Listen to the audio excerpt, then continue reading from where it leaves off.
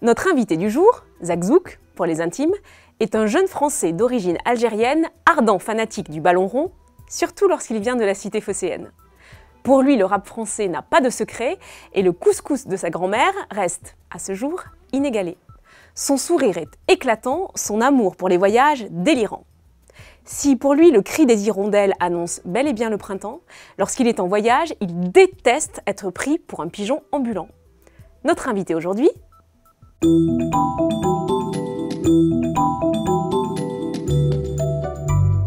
Mon travail au quotidien, c'est de réaliser des tranches infos la journée, le 13h, le 17h et le 21h. Le premier truc que je fais quand j'arrive, alors je vais en rédaction, je commence à préparer mon habillage pour commencer. Alors l'habillage, c'est le top horaire, la boucle pour les titres, les jingles, les virgules et bien sûr les éléments sonores qu'on utilise pendant le journal. Ensuite, une fois que j'ai validé les sons techniquement, je le signale au rédacteur en chef et au SDR pour qu'on puisse mettre les éléments sonores dans la conduite. Alors la conduite, c'est notre support à l'antenne en direct, ce qui nous permet de diffuser les éléments sonores. Une fois que nos éléments sonores sont rentrés dans la conduite, nous sommes prêts pour l'antenne, nous avons tous nos éléments sonores.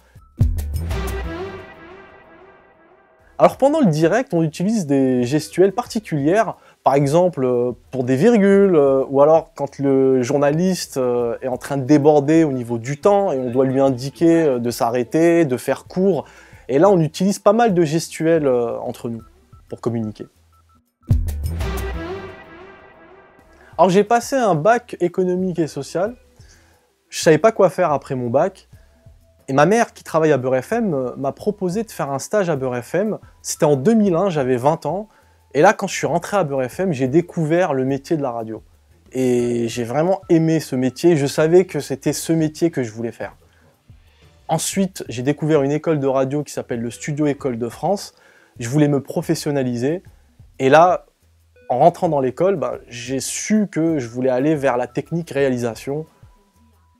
À la fin de cette formation qui dure 2 ans, l'école m'a mis en contact avec MCD.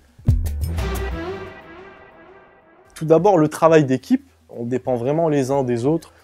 Et puis aussi le direct.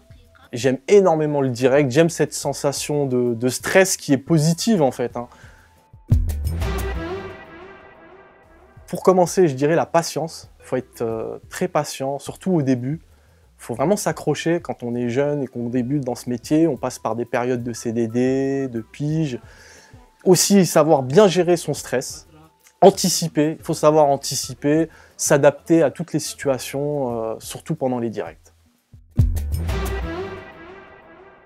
Alors je me souviens qu'avec Monte Carlo de Doualiya, on avait délocalisé une émission qui s'appelle Le Café Chaud, c'est une émission musicale. On a délocalisé donc en Mauritanie, c'était à Nouakchott, et on commençait très tôt à faire des directs, on commençait à 7h du matin, et il fallait être à l'endroit où on avait installé les studios, il fallait être présent avant 6h du matin pour pouvoir finaliser l'installation des micros et du studio.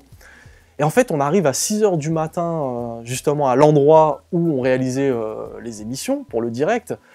Et en fait, il n'y avait personne. Toutes les lumières étaient éteintes, on attendait les techniciens, le gardien qui devait venir pour nous ouvrir les portes. Et personne. 6h30, toujours personne.